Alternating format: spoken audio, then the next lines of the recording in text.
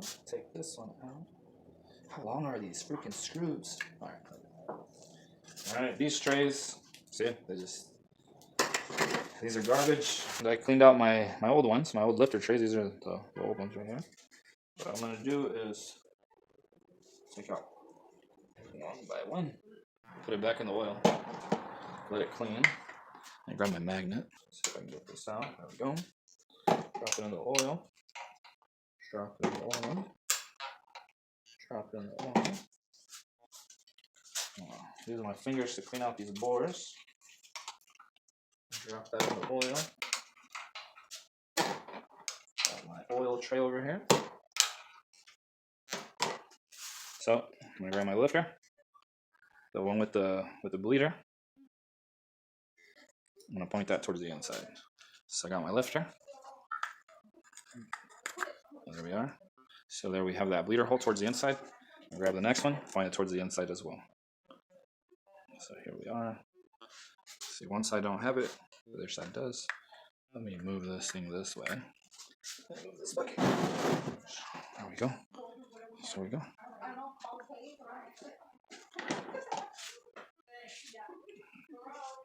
Alright, so now bleeder. There we go. You see how that kind of clips in like that? So you kind of want to hear. The objective, this is obviously the old one, so they're not going to hold into place as good. There we go. See, hold it. There we go.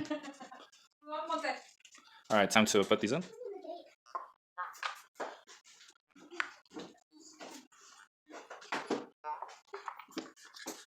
A little bit of lube on those passages will help it slide into place. Make sure everything's clear though. Alright, so we got that lifter in. Oh my gosh, I should have panned it like this. Sorry about that, guys. I did not know. Okay, I'm gonna grab my tongue. Sorry about the angle, guys. Oh, that did not sound good. Just leave it alone and walk away. Alright, so next tray, I'm gonna spray it as well, like this, you know. So I'm gonna go down here on my oil catch can. I'm gonna grab my lifter. A lot of people don't like to soak them because, you know, the preload and it could be too tense. There we go. See how that clips right into place? Like that. Well, crap, that slipped. Sorry about being in the shot, guys. It's a bunch of oil. Alright, I'm gonna hang it up over here. Okay, oil passageway on the inside. See how it just kind of slides in there? Didn't clip. Alright, I'm gonna move that back over here. There we go. So oil passage towards the inside.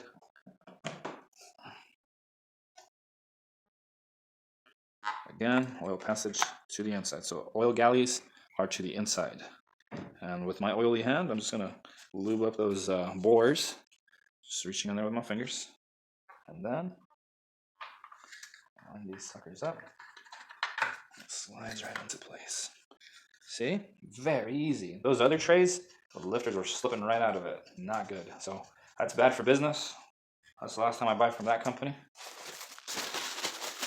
Maybe I got defective lifter trays, but I'd rather not risk it. So I'm going with my OEM lifter trays. Oh, don't tighten that one anymore. Alright, so go here. A little oomph of hand tight. Alright, there's that. So lifters are in, nice and lubricated. They've been sitting in that oil. They've been bathing for at least, I want to say, a week. And it might seem like a couple minutes here with you guys, but no, definitely they've been bathing for a while. Alright, so let's go ahead and install our rocker arms right now. We gotta put our heads on, and you know, we're gonna torque that down to spec. We gotta put the oil valley, that for the knock sensor covers. We gotta put that here. You know, there's a little bit more to do here on today's agenda. So we got the head gasket on, not quite in the position that we need to have it, but still, let's come and get our head over here. Perfect. So you can see, my brother did a beautiful job detailing this bad boy. So we got the new springs in, keepers in place, new springs obviously. The inside of the chambers scuffed up and clean, and you know what I mean? Yeah, way better than before. And then obviously the valves were seated. He manually seated all these, so all 16 of them, nice and seated.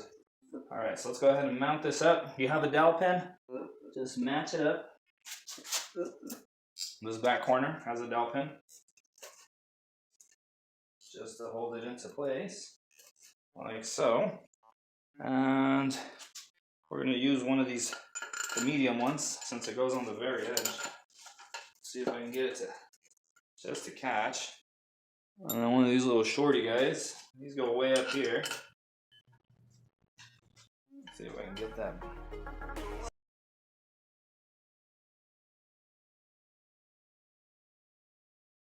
Alright, so I got a 15 millimeter. It's okay because I got an extension right here. So 15, and a 15 for these bottom ones.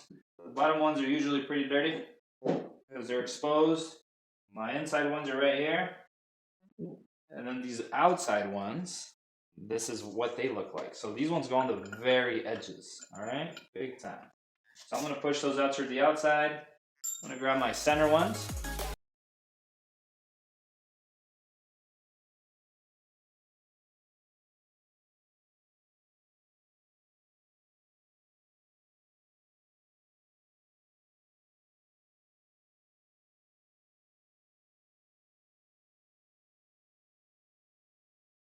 Next thing that I got to do is obviously go through my torque specs, jump on Summit Racing. They have torque specs there, gm.com, and then they'll show you the sequence on what to follow. A lot of people like to torque these down last, and then they just concentrate on here first because these are your main bolts.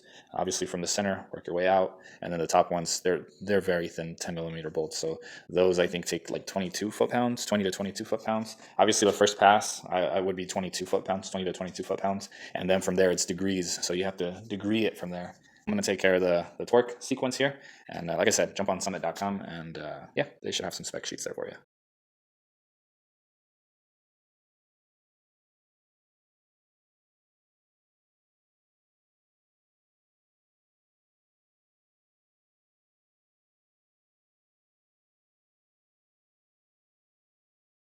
So rocker arm bolts are 20 pounds to 22 pounds. We have valve covers in, rockers are in, everything is in. I just got to tape it up here. I'm going to tape it up on the exhaust ports.